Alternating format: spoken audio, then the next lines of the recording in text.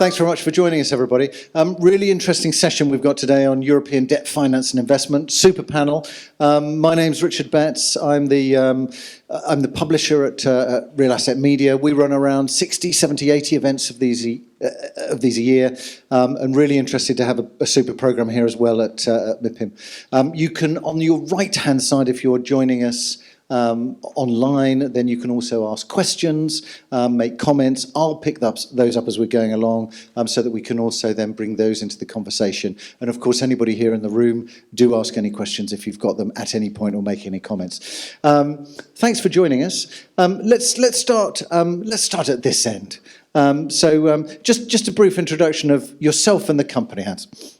Hans Vrensen, I'm head of research and strategy at AW in Europe. Great. Now that was really quick, Hans, wasn't it? That's great. Assem, go ahead. Hello, I'm Assem Alami. I'm heading the International Generation Group with Berlin HIP, one of the leading real estate lenders. Great. Gijs. Yes, my name is Gijs, Sleijffers. I'm the director of debt advisory at Colliers. I'm starting up the business since the 1st of December, and before that I was in several positions in real estate banks, financiers. Great. So we've got a really interesting section here in terms of experience on the market.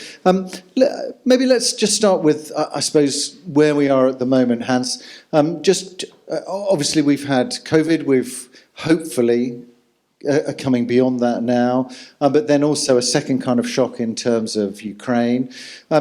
What are you seeing, and I suppose, do any of those have a major influence at a financing level? What's your sense of, I suppose, where we are at the moment in the market? Yeah, I think we're at a very tricky time, right? So we thought we were out of it, now we're back into another crisis. It's, at least we're getting a bit more used to these crises, but it's not a great situation, clearly, partially because it's, man-made in this case. Somebody decide to invade a country is not a great idea. But I think at the end of the day, we're back at MIPIM. We're reconnecting with each other, and it's really great to sort of come to terms with what is happening. Actually, now there's a lot of repercussions, I think, from what is currently happening, and it's a little bit early to really tell. But the first signs that we're seeing on our side is that from the sort of equity side of the market, the capital, some of it might be pausing a little bit, especially from outside the region, where people are looking at things like exchange rates and things like that. We had a call with a US client last week. They asked specific questions about that. Okay, I'm not an FX guy. If I was smart enough to forecast FX, I don't think I would be sitting here. But the point is that there are much bigger things at work at the moment. I think at the end of the day, real estate as a real asset will be probably seen as a safe haven by many investors. And there's a couple of built-in protections that we have, I think. So I think we're in a pretty good position to deal with the current situation. Okay, good. And Gijs, what's your kind of perspective? I mean, obviously you're seeing it particularly from the Dutch market as well. But what's your overall view? I agree with Hans that you see some parties are pausing their investment strategy in case you have a global view. You see that Europe at this moment, it's a regional crisis.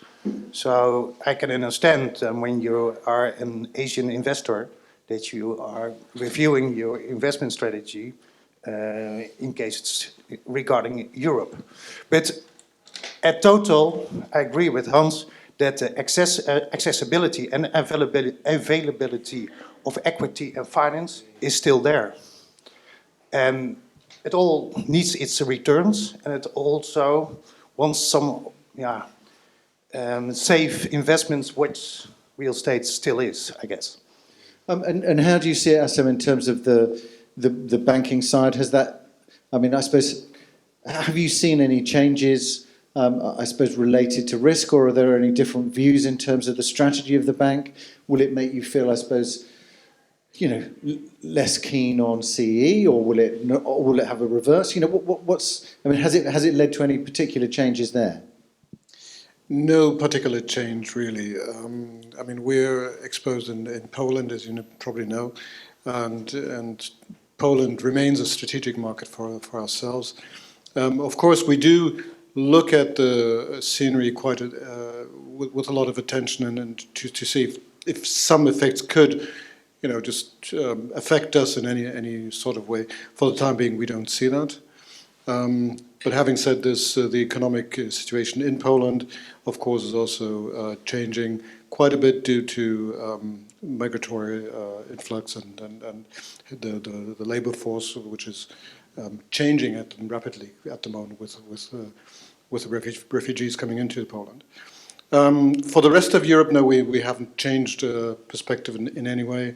Of course, again, we're looking at the macroeconomic outlook of more than specifically the war in Ukraine, and of course things like inflation, stagflation, interest rates, and yields are also on our sort of watch list, of course. Okay, I mean, it'd be interesting to pick up, Hans, as well with you. I mean, I know you did a report relatively recently on the sort of debt gap and those kinds of areas. And I saw another piece of research from Nicole Lux recently tied into the war in Ukraine and know your customer and those kinds of things. And that might also create another block in terms of refinancing some areas. So I suppose, how do you see that? Do you think that's relevant, or where do you see that sort of debt gap issue? Well, I think the debt gap issues now, we did a report back in, this is the first COVID year, so 2020, September 2020. We didn't actually update the work for September 21, partially because we didn't actually see any real big refinancing issues at the time. So maybe we didn't look hard enough or something like that. But also, there was no news on big NPL portfolio sales or anything like that. So we are sort of like, okay, well, it's always interesting as a researcher to look at certain topics. But if you don't get confirmation either from clients or in the news that that's the right topic for that particular moment, then you just leave it to the side. I think this refinancing issue. I mean, know your client is sort of everybody should have been doing that all along, right? So I'm not sure if that's really a new topic. It might be new because there might be more clients that might be restricted because of the new restrictions that the governments have put in place. But that's a government policy issue. Banks should be in a position to implement that quite quickly, I would think. So I don't really see that as a big issue.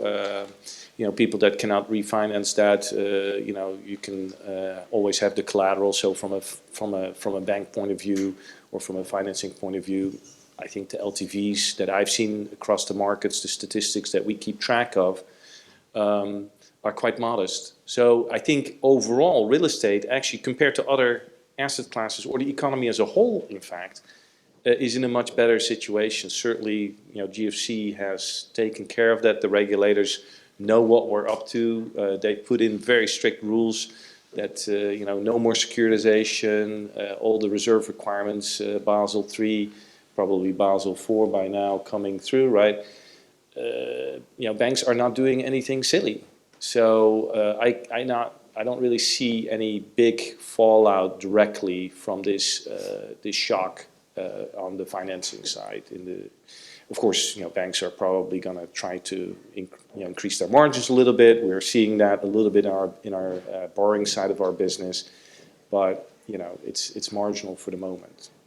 Okay, good. I know there's sort of concerns around the overall economy, and this is for either of you to pick up here, and in terms of interest rate rises, what that may mean, but also I suppose the expectation of there being a worse economic situation coming out of that, and that's likely to be worsened by the crisis in Ukraine for certain, and inflation certainly will be. So are those kinds of higher risks, I suppose, in a sense for you that you're looking at, Assem or Gijs? What I can say is the interest rates are still very low and not normal. So in case interest rates will rise, I think we're coming up to a more normal level than it is today. So if there's a rise of interest, I don't see that as a real problem. We are going to a normal situation. At this moment, we forget it sometimes. The Euribor is minus 50 base points or something like that. So if they rise interest rates, I think we will come up to a more normal situation than it is today. I mean, real estate has always been a refuge in times of crisis. So it'd still be a safe haven, remain a safe haven, in particular if there's a sentiment of insecurity, I would think. So I don't think that real estate on the investment side will be affected. What is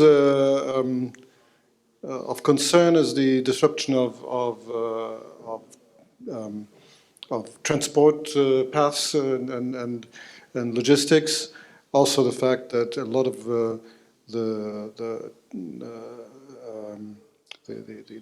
trucks that we see on European countries are actually driven by Ukrainian truck drivers. So I don't know, there's a estimate of I don't know, 10,000 or even more truck drivers missing in the market, and nobody knows who's going to drive those trucks. So there are some macroeconomic effects that we'll see, and will have an effect also on the real estate. But real estate as such, as an investment product, I think currently I don't see if there are any alternatives, are there? Well, I mean, there's government bonds, of course. The yields have picked up a little bit. I think people also look at corporate bonds, but again, the risk is probably a little bit higher because if you have a below investment grade corporate bond, they're quite happy to probably stop paying interest on the bond. But if you don't pay rent on your building, at least as long as the restrictions are lifted that you can evict the tenant, because I think most of those are gone now, then actually you can replace that tenant if they stop paying rent. So I think that's the beauty of real estate, is you have a replacement of the tenant income if it needs to be that, if it's really that bad. But I think some of the disruptions that you're describing are also, they're not related only to the Ukraine situation, they're just made worse. Because after COVID, we already had a lot of those problems, mostly initially started from China, and the Chinese situation is still worrying to me as well, because there are some repercussions for Europe as well. Because if a whole city goes on lockdown, which I think they put Shenzhen on lockdown yesterday, right? I mean, that is not a small thing. Okay, they still keep the harbor open. Yeah, that's great. So everything that's already put together, they can still ship out. But if they stop making the stuff, we're still going to be having a problem down the line. And I think that is really where I see this slowly but surely going, is that we are really in a phase of deglobalization, of reshoring, where we need to be able to rely a little bit more on our own regions. And to be fair, this doesn't sound too easy to me, because I think in many cases we've been relying on other people to be more innovative, to be more producing in volume. And if that cannot reach us for whatever reasons, it could be just a short-term logistics problem, but also longer term if we get more tariffs, which already existed between the US and China. Of course, there's always these different, in a period of uncertainty, you start thinking in different scenarios, and that's where we're sort of going with the work that we're doing. So we already had built in a stagflation scenario. Thank goodness for that, because I think that's sort of what's penciling out with the Ukraine situation. Certainly inflation will stay here for a while longer. It'll probably be higher than what people had expected. Economic growth will, in the short term, come down a little bit. The estimates are between 2% and 3%, depending on who you ask, over the next 2 years, or maybe even 3 years. Depends on how long the war is going to last as well. So if it's a quick resolution, it'll probably be a lot less bad. In the medium term, I think the fundamentals are still good. We need those Ukrainian guys to drive the trucks again. If we have a refugee wave coming into Europe and they are well received, certainly the first signs are that people are quite welcoming, which I think is great. Because let's face it, Europe is a declining economy or a declining population. We need all the people we can get, from anywhere, right? To do the work, to take care of us. Because we're stagnating in population growth. So I think, of course, it's very dramatic for the people that are involved, because they're being forced out of their home country, and they probably wouldn't choose to do that if it was up to them, right? So it's still, but if we can make that work as Europe, I think that would be fantastic news. And do we expect to see more of a flight to quality in the sense of, I guess, the investors and also then the banks, the finance institutions, focusing more on quality. So that was already to a certain degree happening. Are you expecting to see that the financing side, that it'll become more difficult to finance some assets rather than others? That there will be that focus on core again and more quality assets? I think that banks will always be more focused on core assets. And what we discussed is that you see now debt funds rising up, who's picking up the value add propositions, etc., etc. That's what I see. But in general, what it is the availability and accessibility of equity and finance is still there. So if that remains, and that's really different in the situation in 2008, where we had a liquidity freeze. So if there's still equity and finance that is available, then the market will not have that big disruption, is my view on it. I would agree. There's only one thing that I would question is what is core. I think the new core is the taxonomy and ESG compliant core, and I think there's a big story about managed to ESG or taxonomy compliant assets. So the whole thing will be a little bit tainted by that ESG color. So let's pick up ESG while we're on that. So in terms of you as a bank, Assem, you've obviously got quite a positive strategy on ESG. What does that mean? Does that mean you're only going to be focusing on green assets? Is it around transformation? What's the focus? We have a green agenda, which will, first of all, we want our portfolio to be fully transparent, which we have to work on still. Second of all, in the next 2 years, I think we want to have a 30% portion of our portfolio being green. But we're also looking at a social framework in order to be able to quantify, to identify social relevant buildings. So that there are a lot of aspects to it. In the essence, what I can say is that we are going to be more favorable, also in terms of risk, not only because we like to write a green story, but because of risk also. We will favor green investments, and also the transformation to green. Yeah, because if you talk about taxonomy compliance, then that's not only the green building; it's also the building that might not be green in the end, but which you help increase the energy efficiency.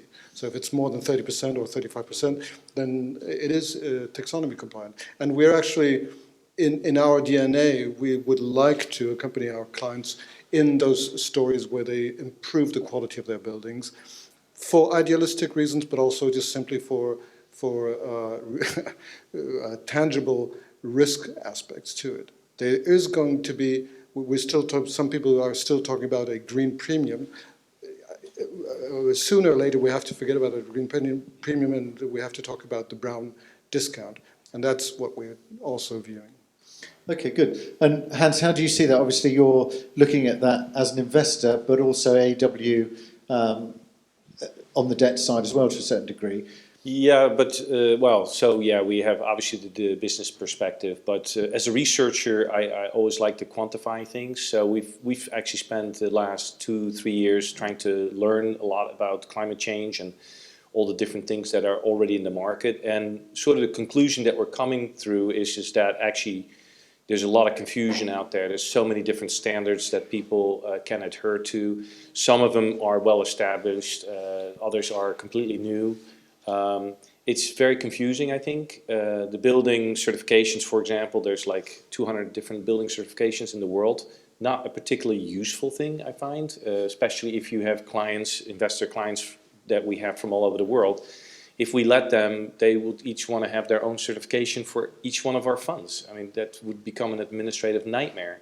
So I think it's great to hear that everybody's now on board with the agenda. And I think we need a bit more standardization in what we are actually trying to achieve.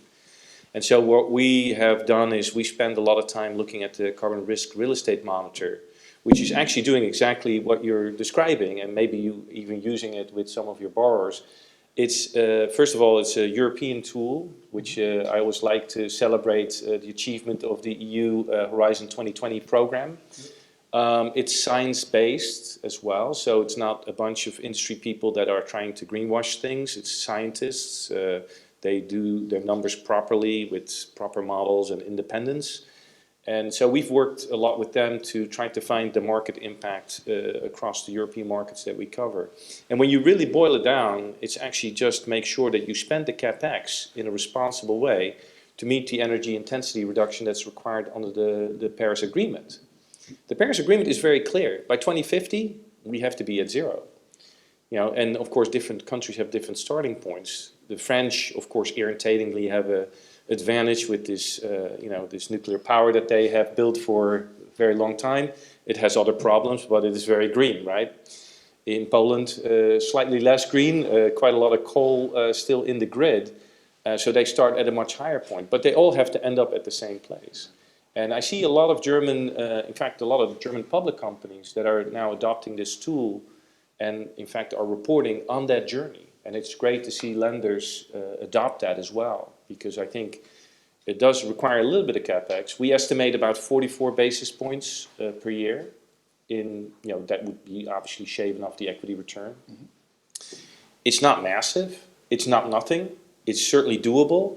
And if it can be built into the business plan, I think that is exactly what we think would be the right idea. So, you know, trying to be pragmatic about it, because at the end of the day, there's so many different things you can target, but you know, the carbon emission reduction is really what it boils down for the climate impact. So. And what happens, guys, I suppose, Gijs, I suppose, to those that don't meet the criteria? I mean, so you've got transformation funds for some of them, but ultimately you're going to be left with things, with buildings that are going to be a bit of a struggle to do anything with, in essence. And what's the solution for that when they come up for refinancing or come back up again? I mean, are we left actually with stranded assets, or will the market somehow find a way around it? I think the market will some way find a way to deal with that. But I think that the ESG regulations, especially for banks, besides the KYC regulations, is going to be really a tough administrative procedure you will have. So for banks it will take more time, more analysis, because you have your level 1, that is what is the certificate of the building, but you probably also go to the second level, and that is who's in that, and how is it using that building, and does that also comply with my ESG regulation. So it will be more work to handle a finance application for the banks, I guess, because more work need to be done. Absolutely, I can underline that. As you might know, German banking regulation, I think it's European banking regulation, imposes on banks since last July to have a ESG scoring for their clients. And that is only to, let's say, 50% based on the analysis on the asset side. The other 50% is actually the client and on the client side and the tenant portfolio, et cetera, and not only the E but also the S and the G. So we're actually looking at quite a complex analysis that we have to do side by side with the economic analysis that we're used to. We have to have a so-called ESG scoring, and for the time being, that ESG scoring is not. It's there for us to learn and to try to figure out how that works. But I personally would expect that sooner or later that will also determine part of the pricing that we're able to offer to our clients. A client with a good ESG scoring will have reduced funding cost with respect to somebody who has a higher ESG scoring, saying not so good ESG scoring. Okay, good. Let's look a little bit at some of the geographies. just in terms of what's happening there? Is there, are there differences across Europe in terms of the financing side? What are you seeing there in the Dutch market? Are there some things where the banks are stepping away from certain types of financing? Are there different, what's the situation at the moment and the outlook? As I understand from banks that they are still struggling with the implementation of Basel IV, which will have some effect. Secondly, the KYC regulations, the ASG regulations. So you see that banks are reviewing their balance sheets and what they want to do for each year for new production. And you see that what I see is that it's not really growing. There is a sort of a small gap between what is demanded and what is supplied. And that supply is more and more be filled in by debt funds. Okay, good. And from your point of view, Assem, are you, not necessarily from yourself, but also, but in general for the kind of senior banking side, are you seeing, some of the banking side step away from some things and leaving more room for the debt funds to come in? What's the situation? I don't think that the picture is clear cut. I mean, let's push aside all the conjunctural aspects of retail and hotels. Okay, that's one thing, but there's a lot of movement in the banking regulation, which makes some assets more expensive to finance than others. Some situations more expensive to finance than others. Even in our loan book, we one of the biggest, the biggest or the second biggest asset group is residential, obviously, and we like residential very much. However, banking regulation just imposed us some base points more of fund costs linked to that regulatory cost. So that's a very strange thing to do. But however, this is increasing costs. So you've got Basel III, IV. Coming up and all the effects. So that's going to create some effects that will make it more make it easier for some alternative lenders. But again, it's not about this is an asset class which is not financeable anymore, so you're going to carry it to an alternative lender. But it's more about certain situations and how that will affect the rating of transaction within the bank. And the residential part that you're talking about there, is that linked to more the development side of things, or in terms of residential? No, I think the banking authorities simply wanted to take some pressure out of the residential market and to make it a bit more expensive to take up debt on residential properties. But notwithstanding that there's, of course, the individual investors and the institutional investors, and that those are two different worlds. However, I'm just trying to make the point that regulation is developing, and in that regulation becoming more complicated, there will be niches popping up for alternative lenders, and it's a very useful thing to have alternative to just the traditional banks coming up and saying, okay, we can do that. Okay, good. Yeah, go ahead. Yeah, I mean, I think also what we've been working on in the European market is actually to diversify the final balance of finance, right? So I think balance sheet lenders have been syndicating part of their positions for a long time. I think German lenders have had the benefit of having a very well-functioning fund market, of course, which gives you very, very affordable financing. But, so I think for the European market, if I compare to the US, for example, which I've done in some previous work, is that, whatever, 80 or 90% of real estate finance is coming from banks still. Now, okay, they might syndicate some of it to debt funds, and even some debt funds might be doing some bilateral lending. I think they sort of make it sound a little bit bigger than it really is, probably, but because most debt funds are quite small. How can they originate a lot of loans? I think it's mostly to buy into the syndicates. But it is still risk diversification. And I think compared to the United States, it's still a disadvantage, I think, to be relying on a single channel of funding, which is the banks. And clearly the regulator agrees with that. Otherwise, they wouldn't be sort of keep fine-tuning all of these regulations around banks. it would be much better if we also had a fixed income channel, which is much less well developed in Europe, which I think is a pity, really, because if it's structured, correctly, it could actually offer quite a lot of finance. Certainly, we see that in the US with both the CMBS as well as on corporate bonds. Now, we have seen some corporate bonds here, I suppose, but it's mostly the bigger REITs that do it because they get incredible terms. I mean, you've seen some of the issuance. It's just remarkable what some of them are getting. You would never be able to compete for those loans, I would think, right? Not always. But you see, that's the point, right? For the borrowers, it's actually also more beneficial if there's a little bit of competition between the different channels of funding. And so I've always been quite favorable as a sort of from a market stability point of view. If you have more than one dominant channel, it gives you more stability in the underlying asset market that you're actually financing. Of course, having said that, the US market has been quite volatile in the past, precisely for the public market. But anyway, I think some of these trends are already happening. I think we will continue to see some of this happening.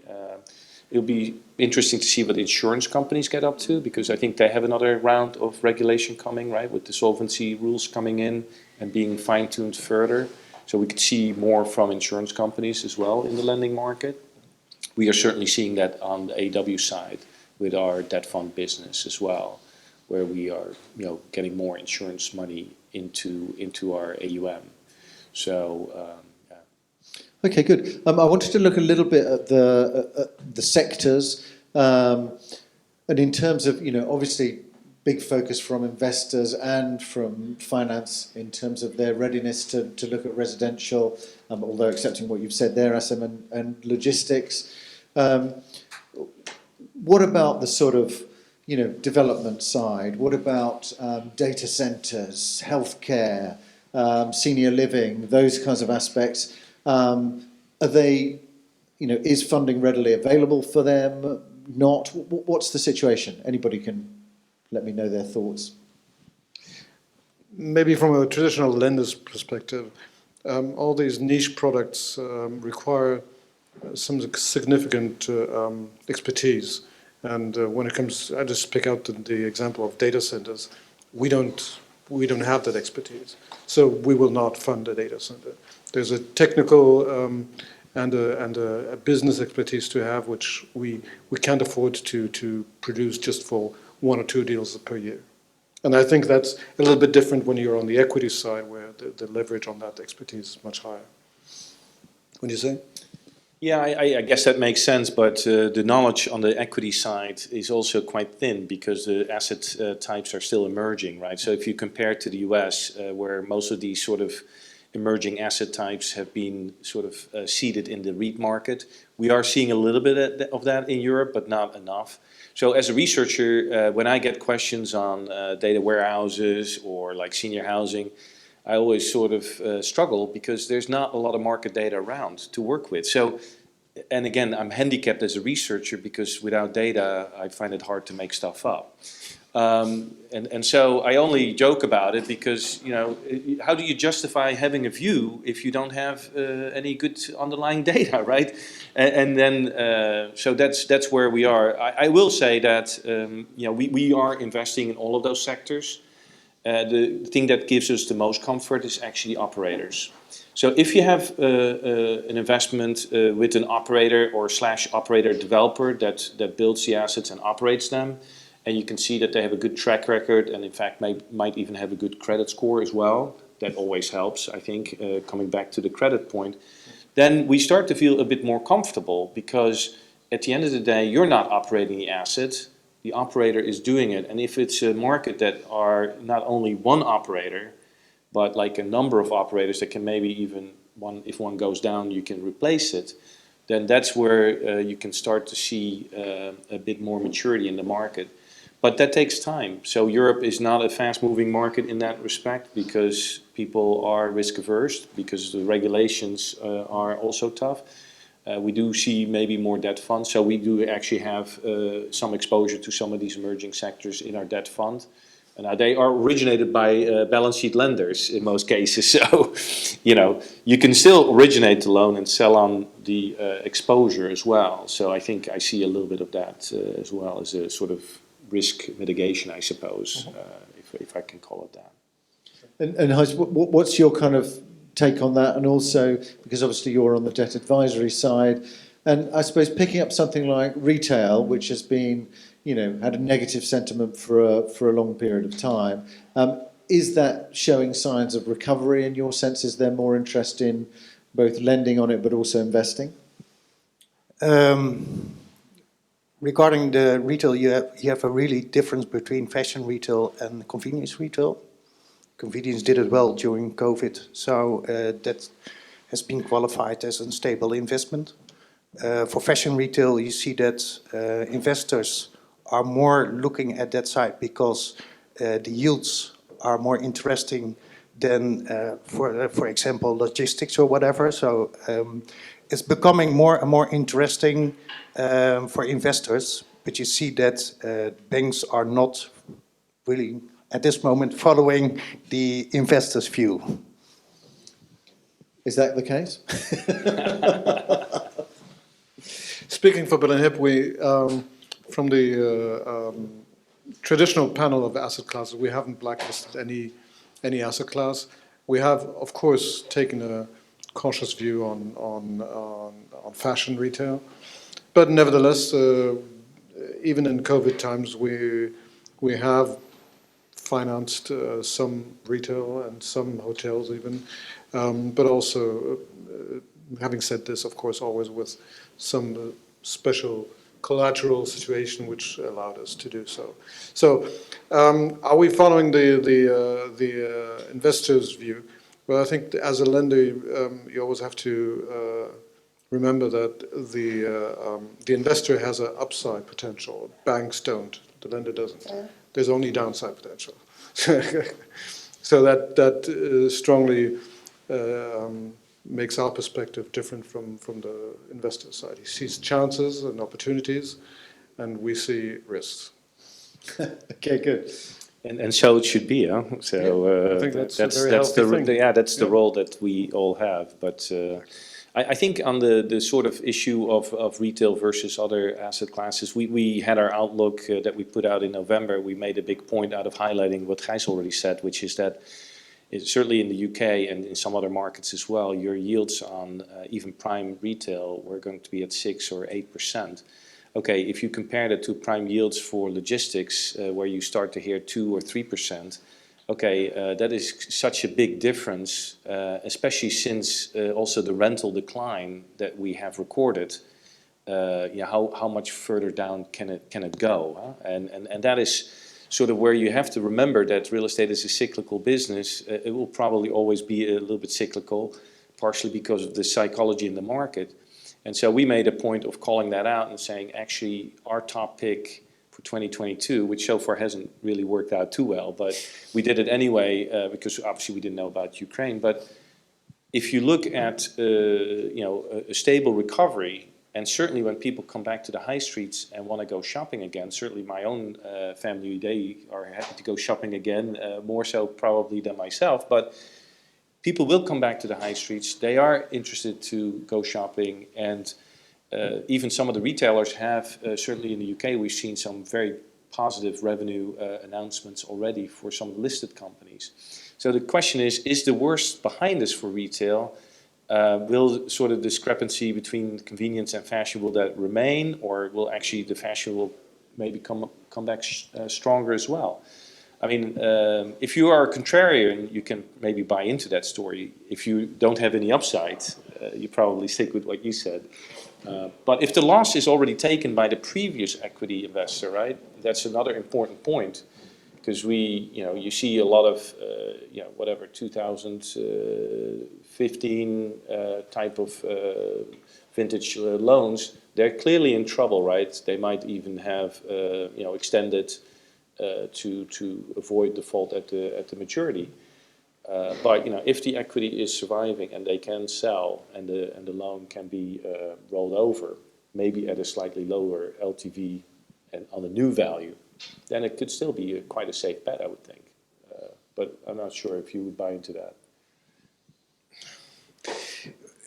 Any risk has its price, right? Yeah. That's basically what you're saying. So Yeah, if the yeah, correction yeah. has been done, and if we are at a below construction costs on a shop, well, I guess that's something we could take a look at. But it's I'm not. The question is interesting if we're already past the dip of retail. Yeah, I mean, what is in favor of that hypothesis is probably the fact that a big number of retail schemes have already gone bust. I mean, yeah. I don't know if you've done any research on that, but I would suspect in the last 2 years, I don't know, 200 schemes or something like that in Europe has going to have disappeared, haven't they? Well, I think what we haven't actually done the research, but it sounds plausible. What we are seeing is people buying shopping centers to convert them to mixed use. Yeah. And I think that is also an interesting financing opportunity, right? Because it's probably not all retail space that's the highest and best use for that asset. So if you can mix up the use a little bit by either converting some of the space, we've seen all kinds of different things, offices, residential, even some urban logistics can be a part of a shopping center if it's located in a convenient way. But this is exactly the sort of value add business plan that we should have, right? At the same time, you can probably also improve your energy efficiency as well, right? Yeah. But and when you all roll that all up together, you can have a very interesting returns. But it still means that there's an initial write-off on some of your value. Yeah, definitely. Yeah, somebody has to take the write-off because they bought probably at the peak of the cycle, and if they were allowed to have an LTV that was anything above 60, then probably they were working for the banks for a while already, right? Yeah. This is coming back to your debt funding gap question, but apart from retail, we're not really seeing any sort of significant debt issues as far as maybe some hotels here and there, but it depends on the vintage. Does that make sense? Yep. Yeah, it does. Good. Okay, good. There's around 5 minutes before we have 10 minutes to get to your next meeting. So just a quick round, last kind of round, I suppose, of what you see as the main trend that you're going to be focusing on in terms of this debt and finance side, and also, I suppose, where you see the biggest opportunity, which might be mixed use retail, and who knows. Let's start with you, Gijs. What do you see as the kind of biggest trend, and where do you see the opportunity? The biggest trend, I think that, for instance, in retail, the question is e-commerce at its peak? COVID accelerated the e-commerce business and accelerated the logistic business. And are we now on a stable e-commerce versus clicks versus bricks that's sorted out, and that's now a normal position? So each business knows its place and it's there. It's not going to evaluate much more each time. So I think for retail, it's interesting what will happen. If we say, e-commerce is its peak, so it's a stable investment class again, then I think we will see more investments in retail. And furthermore, I think that all the regulations, whether it's KYC, ESG, whatever, it will make it more, not difficult, but time-consuming and costs effects will it have on banks. So that will have a price, and I don't know what the price will be, but for sure it will be more expensive. Okay, good. Hans. Well, I'm not sure if it needs to be more expensive. So I think coming back to, I think you said earlier, the market will sort it out. I think what I see is a lot of prop tech initiatives. People are becoming more smart to work with data. I think real estate is not traditionally been very good in dealing with data. I think there's so many different layers. I mean, you mentioned already, you have the tenant, leases, you have owners that are sometimes very fragmented. And then, of course, you have the lender on top as well. So there's so many different layers of data. And I think if we can get people to come into our industry and let them do their jobs and sort out a better data infrastructure for our industry, and have some standardization in the regulations as well. Not just for Germany. Germans are very efficient and do a fantastic job on it, but just take all the rest of us with you, because I think technology is there to be used to make these things easy. And once we sort that out, and I actually think that this whole new wave of ESG regulations, if we allow it, it can actually unlock the data and lack of transparency that we've suffered from for a really long time. So I'm an optimist in that department. But I think pricing and negotiations will always be part of the market in the meantime. But so I would end on that optimistic note. Assem. Yeah, I would like to share that optimism, and it's my favorite trend, or the trend of the next coming years. I would think, and I'm not quite sure if there isn't a little bit of wishful thinking, there is transformation. I think transformation is the next trend of value creation, and I strongly believe that somebody who's has a strong expertise in transformation of buildings will make a good business model in the next couple of years. Very interesting. Thanks very much for sharing your insights. There's a whole program of events tomorrow, the next day at MIPIM, interestingly covering a lot of the areas that we've talked about here as well. So 2 sessions on logistics, looking at the supply chains and some of the implications that we've discussed there, but also senior housing and healthcare, and another session also on student housing, micro-living, and a couple of sessions on impact and ESG and the influences around there. So those are all available on the live stream, so do please sign up for those and join those if you would like to. Thank you to everybody here in the room. Really interesting to be back together again, and the joy that we can actually say thank you to the speakers and thank you for being here in the room by clapping, everybody. So thank you very much.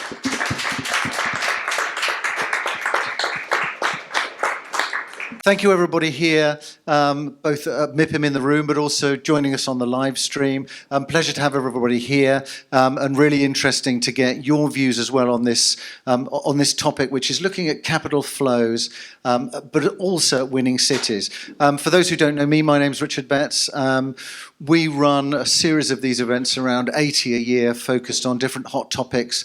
We're also at Expo Real and here at MIPIM running a program dedicated to the sort of hot topics, key sectors within the industry.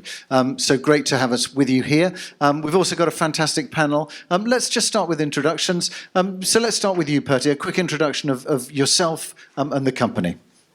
Yes, hello everyone. My name is Pertti Vanhanen. I'm a CEO for Cromwell in Europe, and Cromwell is a listed property company, investor and manager down in Sydney, and we have some 7.8 billion euros assets under management. In Europe, we have teams on the ground in 12 different countries. Great, thank you. Pleasure to be here. Thank you, Gail. Thank you. My name's Gail Mayhew. I'm the Managing Director of Bournemouth, Christchurch and Pool's new urban regeneration company, which is called BCP Future Places. It's an innovative new municipal stewardship company working to level up and make great places in England's South Coast region. Great, thanks very much. Simone. Thank you, Richard. Simone Pozzato, I'm a Managing Director at Heinz. Heinz is a family business still these days. We manage around $90 billion of real estate across the globe. We are about 700 individuals in Europe, and we manage around 30 billion here in Europe of euros. And actually, I run the Heinz European Core Fund, an open-ended vehicle, which is about 3 billion in size, invested in 10 countries in Europe. Great, thank you. And Ahmed. My name is Ahmed Chalabi. I am CEO and Managing Director of Tatweer Misr. We are a real estate development company based in Egypt. We started 8 years ago, and right now we are developing 6 million square meters of land in Egypt in 4 different destinations. We are specialized in mega mixed-use urban developments. Currently, we achieved 28 billion Egyptian pounds as volume of sales, about 1.8 billion US dollars, and we have like 10,000 clients currently. Thank you. Great, really. So we've got a really interesting panel here. Lots of different experiences, both in terms of the cities, but also in terms of development and the investor and development side. Maybe let's just pick up a little bit on perhaps some of the capital flows just initially, Pertti, because I know you're also just back from Australia. But what are you seeing in terms of the capital flows and the outlook for that over 2022? Well, I think, Richard, outlook just changed 2.5 weeks ago as the Ukraine war started. But still, what we see and what I heard down there, as well as in Singapore, that there's plenty of dry powder, i.e. equity, available to be invested in real estate. Of course, some of that will come to Europe, but also goes to the APAC and elsewhere. So I see that at the moment that there's equity available, there's a financing available, and there's an appetite for real estate at the moment.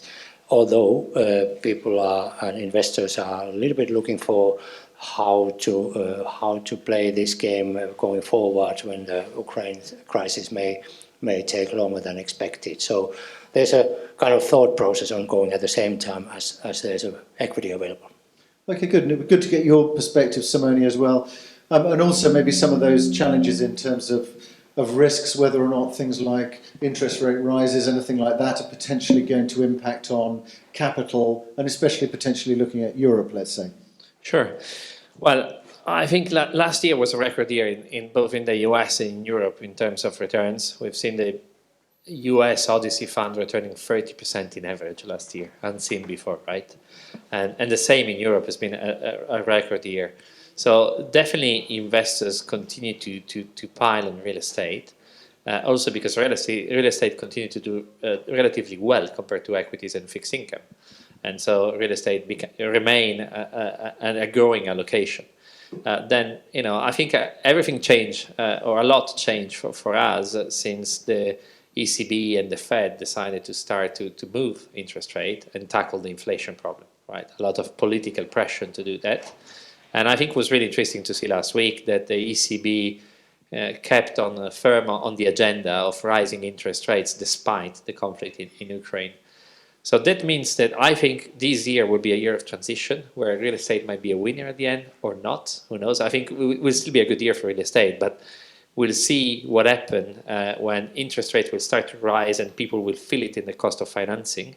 And returns will need to adjust also because last year was a record year. So this year we'll get to see more normal returns that you can expect from real estate rather than 2021 recovery from COVID.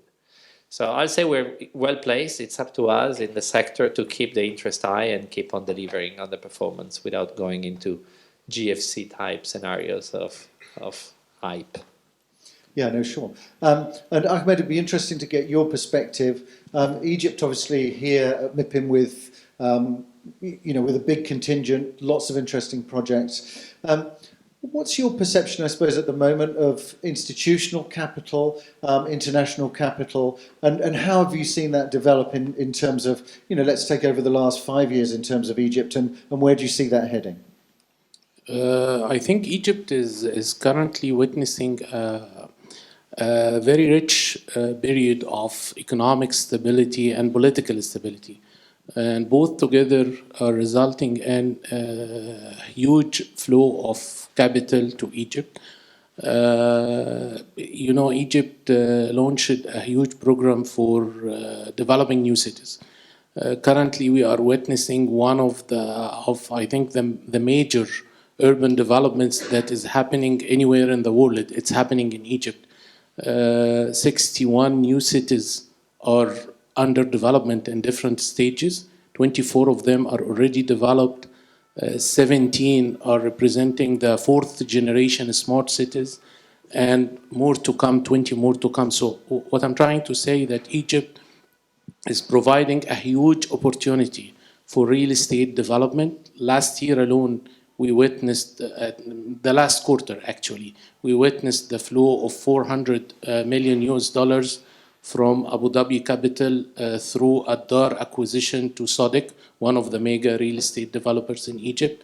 In the same period, we witnessed $100 million coming from another fund in Abu Dhabi for Aura development by Gemini, by Naguib Sawiris. So I think Egypt is very attractive. Egypt is offering mega opportunities, whether in the different sectors of the real estate, education, health, residential, first home, second homes. So the opportunities are there. And I think maybe the current situation might be even more helpful for Egypt because we are witnessing more capital flows coming to Egypt, especially from the Gulf countries, not from Europe, unfortunately. Maybe Europe will come next. But from the Gulf country, we are witnessing huge capital flows to Egypt.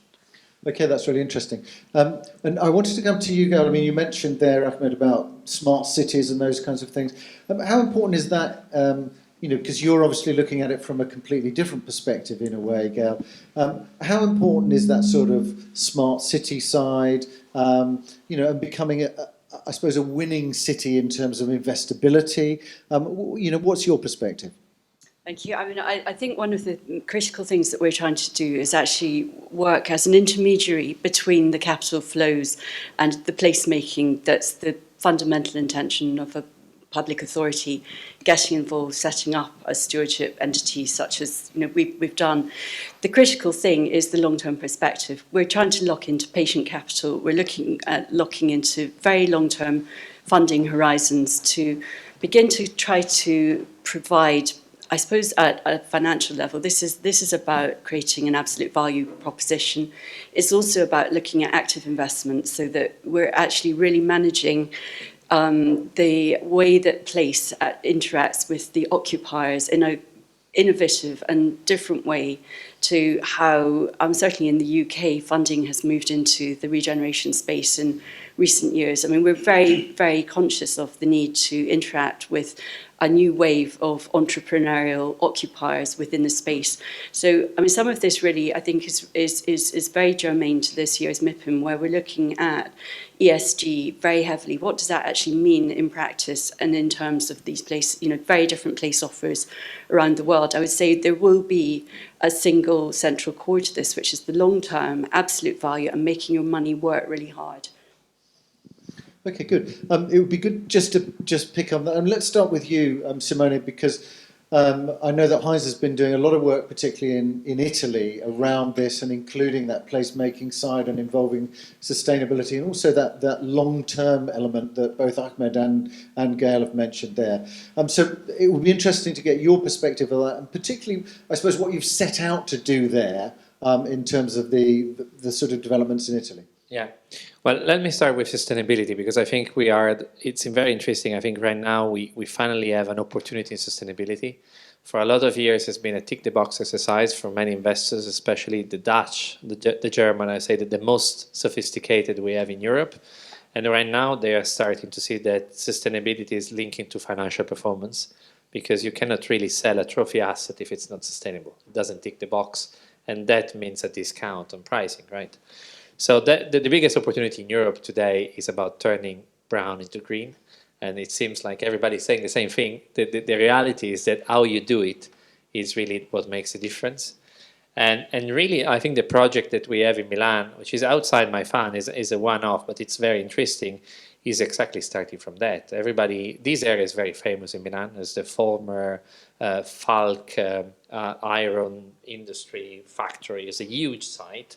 Not a very nice one today, but very strategic in terms of location, where Heinz has done the horizontal zoning for 1 million square meter, and then will develop a portion of the project.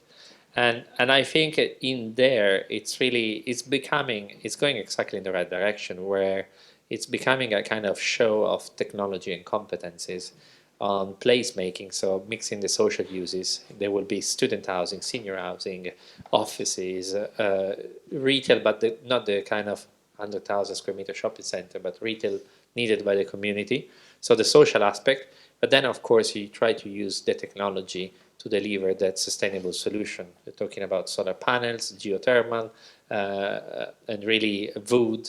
So all the kind of ingredients that are already there. I think a lot in sustainability today is using what is already there and combining it into the real assets, right? The very good guys today at sustainability are those that combine the technologies. which is the most difficult thing, I think. I don't know, Gail I'm not a developer. I work for a developer, but I'm not a developer. Perty, did you want to pick that up? Sorry, In terms of I suppose the impact of ESG, those kinds of things, and also that sort of longer term strategic view about place as well in terms of winning cities. Yeah, absolutely. So I think, as what I have said earlier, that ESG should be as natural for everyone in real estate as breathing or walking. So I think that there has been some greenwashing earlier, and I think a lot of investors and fund managers, institutional investors and everybody, developers and so forth, starts to really understand that we need to do much more than we have done. It's not only the energy measurements or solar panels, it's much more. And one thing what we have been doing and will do more, we are investing into the wooden buildings. Those buildings are made on wood, timber, and that is really the future for a number of locations. So that is something very interesting. And then about the winning cities and locations. So I think it's a very tricky to identify those cities that are kind of lost they kind of vibes during the pandemic, more than temporary. I mean, if you think about London, for example, it is really the city where the people want to be. Some people moved out during the pandemic or in the peak of the pandemic, but now they are returning, and a lot of companies are establishing their headquarters, and a lot of offices are still developed and so forth. So why is that? That's of course a key question, Richard. So that there's an infrastructure first of all. Then you have a city vibes. You have educated people. You have the whole society where the young and elder people, they want to work and live, and then you have a good job opportunities, etc., etc. So that is really what I see, that all those cities that they were categorized as winning cities prior to pandemic, basically I don't know if other panelists recognize that any of those have really lost their kind of momentum. There are new ones coming, like we heard in Egypt and elsewhere, but these are they're like Paris and Amsterdam and Stockholm and so forth, what we believe that are the places to be in the future as well. Okay, good. And Ahmed, it would be interesting to pick that up, both the sort of ESG side of it, wellness, and how influential that is in, particularly in the Egyptian markets, but also it would be interesting, to see how these developments, in terms of either city quarters or whole cities, I suppose embracing that and also being more investable, but following Gail as well, attracting talent to them. Does that then require, are there universities being put in place? Yes. What's happening as a mix? It's an interesting topic, actually. I ran into a report yesterday, a recent one by a group from Germany called Statista. It's talking about the Global Business Index for cities. And for sure I was looking for Cairo, and the good news that Cairo is ranked 176 out of 200 cities around the world. But the best news is Cairo ranked number 1 in Africa in the Global Business Index. It takes 4 elements into evaluation, and actually most of them are around ESG. It's talking about society, about economy, about environment, and about charisma. So I think it's good that the awareness is there. We are in Egypt, we are now, especially now in the last 4 or 5 years, totally aware of the importance of sustainability and the importance of smart developments. The government adopted the concept of smart cities development for all the 4th generation new cities, and this is huge, like the new administrative capital, Alami city, Galala city, and so on, more than 17 new cities. Even us as a private developer, we are adapting the concepts of sustainable, smart, and happy communities within our developments. And I love the word placemaking, because this is actually what we are doing as real estate developers. So we are trying to integrate the whole elements together along with the different uses. Like, for example, we are developing a university and schools within one of our development. We are bringing New Jersey Institute of Technology from the US to open a branch campus. One of the requirements that they're gonna focus on entrepreneurship education, and they're gonna have a data center that collect all the data from our developments to make sure that we are running the developments and we are using the smart infrastructure that we invested in and running the developments in a way to save money. So we are trying to create better life and saving more money in property and facility management. So I think that the idea of placemaking, adapting the sustainability measures, adapting the smart measures, and also the happy community concepts is really important, and it will make a huge difference in the life of our people and the life in the world in general. Yeah, I think that's interesting. And is the institutional capital also of the same mind? So is that what they're actively looking to invest in? What's your sense of that, Pertti, or Simone? Start. Thanks. So definitely yes. In a number of countries, institutional investors are basically, they have a kind of luxury to be in the position that they can show the way, so to say, for the smaller investors and for the society. And also, if you think about the pension funds, for example, so the pension funds are basically, they are there for the policyholders, and policyholders are actually individuals like ourselves here in the room. So, and the younger generation, especially the younger generation, is pushing these organizations to be more and more environmental friendly, more and more ESG. And I think that we quite often forget that it's not only sustainability, like you said, that happiness and all that, but I think that E is quite obvious for everyone. S is something that people are missing often, and I mean, from our perspective, this has been a great test, this Ukraine war, as we have investments and people in Poland, Slovakia, and Czechs, and we've been able to help them. They are helping the people, the Ukraine people, refugees, massively. We have given them like 1 day per week as a free day with a full salary to help those people.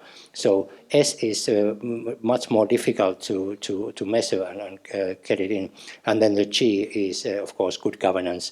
And that's also where the institutional investors are showing the way. So I think that institutional investors have adopted, and they are showing the way, and especially the Dutch, German, and Nordic institutions are on top of this.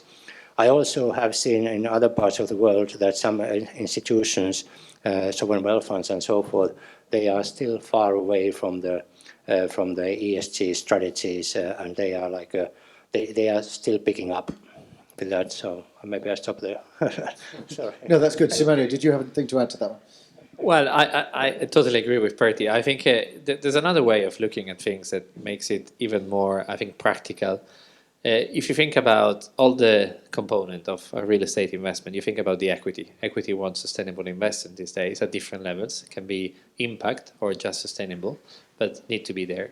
Debt is cheaper if you're running a sustainable strategy because they give you a small discount on green assets. Insurance is cheaper because insurers are really focused on that now, and the risk of flooding, the risk of fires, they really look into the materials, and the operational costs are cheaper. So the tenant occupational costs are lower at the end of the day. So this is where, and then of course there is the topic of liquidity and exit price and how many buyers you will have out there buying a non-sustainable asset these days. So overall, I think there are some investors in Europe that are far advanced in the analysis, and they're keeping pulling the strengths of this equation. But I think the others will follow if they want to act in the European market. And ultimately, we are starting to see more and more. I start to see at times, at least, a lot of European capital going to the US, coming up with ideas, asking for GRESB sustainability certificates to US managers, and you need to adapt, if you want their money. And ultimately, that moves things. Yeah. Can I just add quickly that I think, Richard, we should not forget that governments and local regulators are starting to play much more and more important role here. We know that what is happening in France, tightening regulation and requirements for the ESG, the whole SFDR kind of things in European fund management industry, and also the good governance approaches. So even that whatever we do and we plan as an industry, we still have other counterparties like, sorry, not meaning you, but that who are setting the bar, and they are increasing the bar, and that's quite right, and we need to follow that. Yeah, the regulation certainly in the European context is going to continue ramping up over this year for certain. There's a lot of interesting things coming through. Gail, it'd be interesting to get your perspective. You mentioned there about the long-term aims, but I suppose what are some of the things that you're actually, initiatives maybe that you're actually putting in place to try and achieve that, so that there's a sense of what it actually means on a granular level rather than just ideas? What are some of the things that actually help create that feeling of space and place and collaborative work, I suppose? I think centrally, one of the things that I think is actually very immediately important, actually in line with your points about what standard we're being set by regulators and what standard we're imposing on ourselves to meet. So one of the things that I slightly struggle with is at the area level of scale, there isn't actually an acknowledged global standard on actually what good, sustainable whole quarters look like. So one of the things that we're working on at the moment is trying to work with influencers within the UK market around what a neighbourhood-wide standard of sustainable ESG, healthy placemaking might look like. So that's one of our commitments, is trialling that exercise and working with partners on the investment side and with government to look at how how that might play out. And then, to your point about actually, how we, on a project by project basis, are working. There's process issues as well as place issues. We're absolutely committed to working with communities, with residents, with stakeholders to very clearly understand what they're wanting out of place before we start to plan and impose master plans on them. So there's a lot of innovation also going around actually how that process towards placemaking is put into action. Just come from a meeting with the RTPI, the British Landscape Institute, and we're just challenging our own professional practices at the moment because it's much more joined up, much more cross-industry, much more cross-professional. And I think that's actually one of the big bits of learning and putting together our own team. We're drawing on a much wider skill set than straightforward just development, straight planning. We've got investment expertise in there and consultative behavioural practices beginning to kind of come in at a much earlier stage in project inception. So I think that's beginning to sort of. I think the other thing I'd just like to say. I think there's been a huge watershed because of COVID as well, and I think that has challenged so much of what we know to be true about locational dynamics. So we're working that through at the moment. We don't have the answers, but I think that's going to be a really big one for us. And was that much of a change in terms of? Was there a change in perception about post-COVID, whether or not that made any changes in terms of the planning or the strategies there for you, Ahmed, in terms of your developments? Or actually, one of the things that we're very positive about Egypt in the last 2 years, Egypt was one of the very few countries in the world who kept growth in the GDP. Because actually Egypt dealt with the COVID, I believe, in a very smart way about balancing between the economy and the safety. So we never have a close down in Egypt during the last 2 years. We kept going and moving. All construction sites kept working all the time, so we never stopped, whether on government level or private sector level. So I think this has kept the economy growing and kept the growth in the GDP.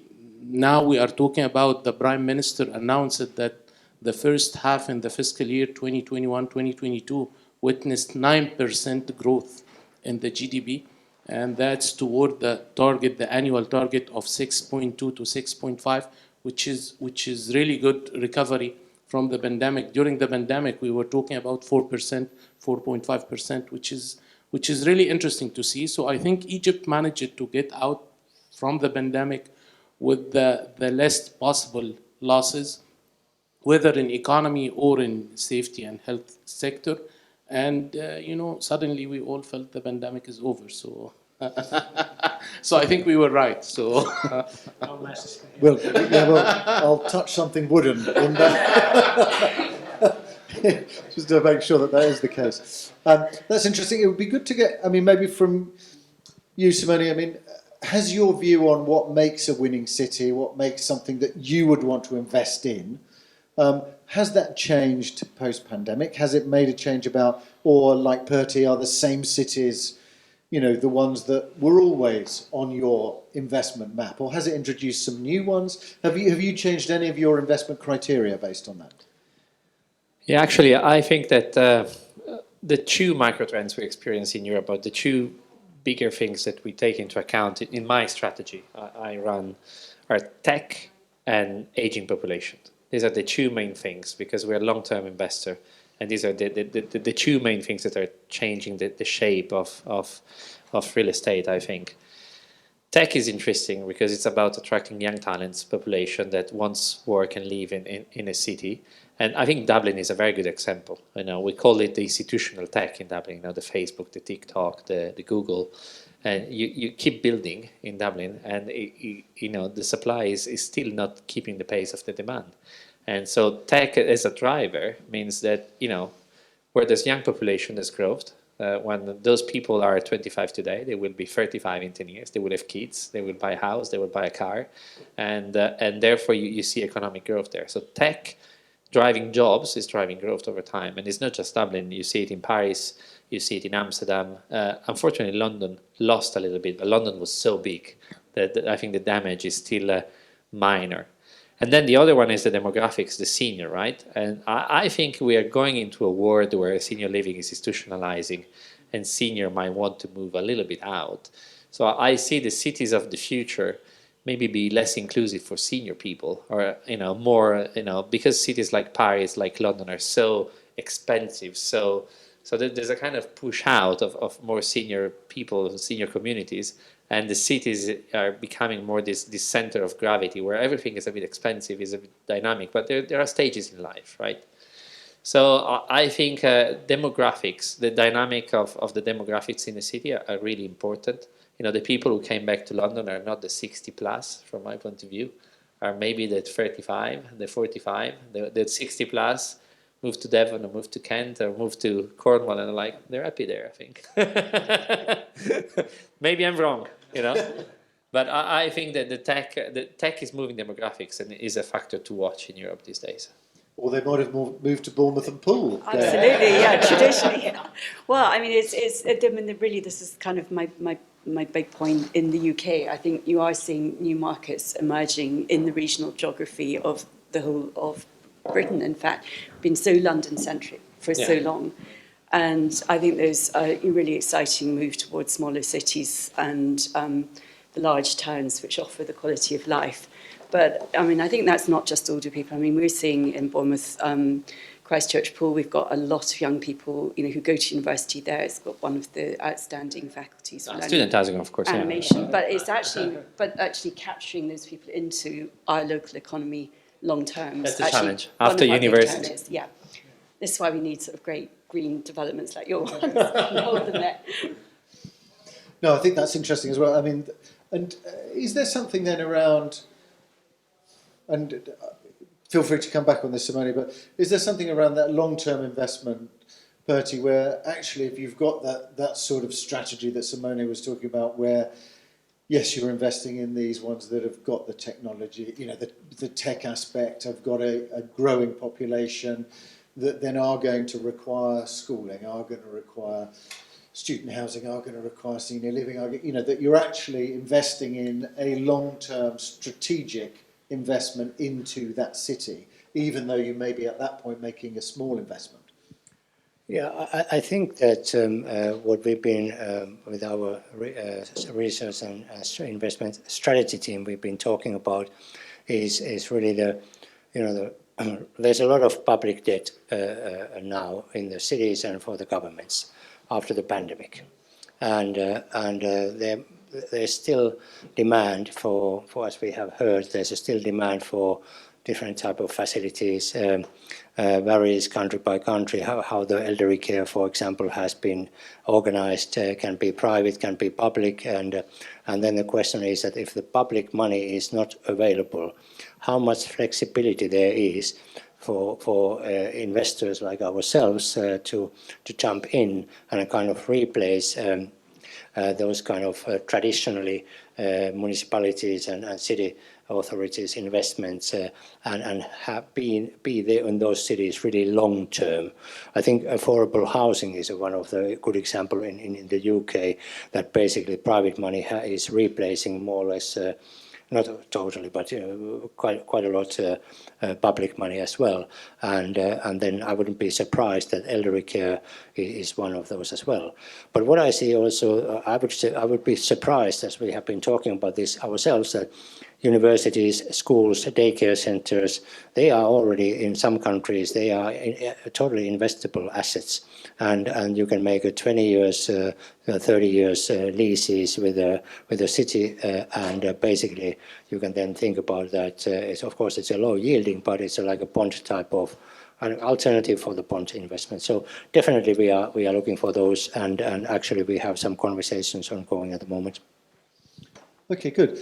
Does anybody have any questions? If so, now's the time to ask, but I can leave that with you, and if you have one, just let me know or shout it out, and we'll try and deal with it.